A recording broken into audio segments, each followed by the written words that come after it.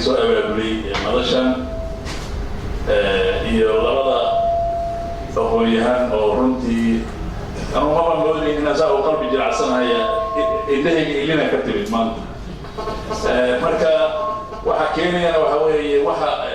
laga sheekeeyay iyo waxa hadda aan arkayo iyo waxa sida runta u yihiin ba ya keenaya marka anu ma istaagin inaan nimankan aqoonyahanada hadalkoodii ka daba hadlo kaliya waxaan rabaa laba qodob oo ii muuqanaysa midda koowaad waxa weeye waxaan ayaga rabaa inaan ka codsado inaysan arrintani noqon 100 qof oo hawl lagu soo xereeyay ama 150 qof ay noqoto oo isugu wada nimaadno oo cid walba ka hadasho oo cidda wadankan dhibaatada ku ah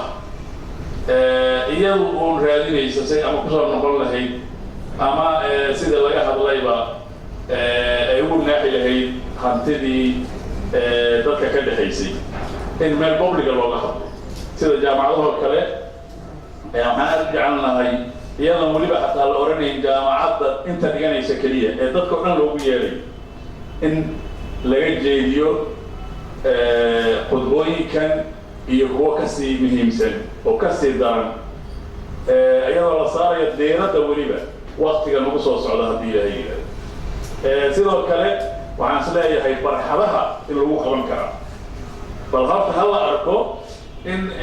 dawladda hadda joogta ay ciidamo keensanayso iyo in kale maba malaynaya hadda inay ogolaan doonaan waa in looga hadli karaa barxadaha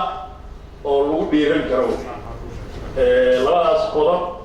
waxaan rabaa inay insha allahu ay ballan qaadaan aan la ballan qaadno inaanu xaadirayno garbahoodana aan taagnaanayn midda kale oon rabo inaan kusoo gebagabeeyo waxa weeye doorashadii 2012 oo hadda lagu dhawey tii kale kuwii kalena aadayaba hadda lagu dhawey siday u dhacday xataa tan uma dhacayso xataa tani indho u dhacaya ma laha maxaa yeelay waxaad moodaa dadkii markaa joogay qolada hadda joogta inay aad uga hunguri badan yihiin aad iyo aad uga hunguri badan yihiin yaad moodaa dadka Soomaaliyeed marka waxaa laga rabaa oo annagaan ka mid nahay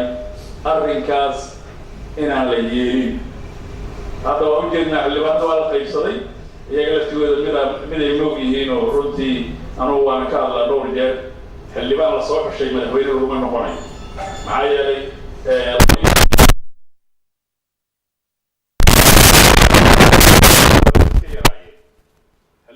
hadda jooga 3 nin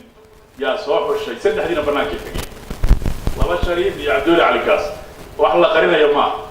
xildhibaanada qof baa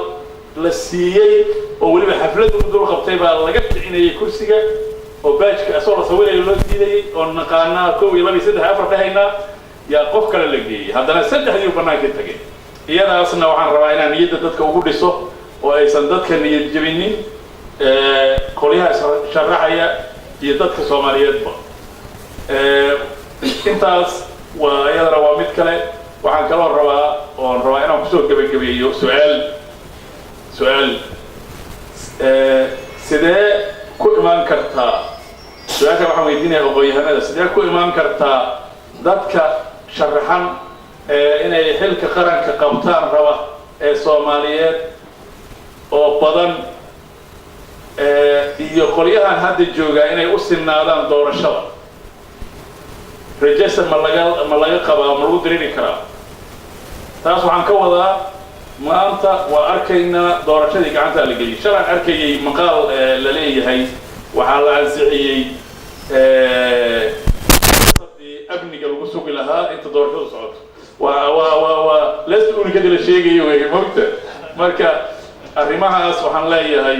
bal sida dadka ay isbedel ku keeni karaan oo ay dadkaas ugu silmi karaan doorashada inay tacliiliyaan ama maanta ha ahaato ama maalmo kale ha ahaato waa mahadsantihiin. Assalaamu calaykum waraxmatullahi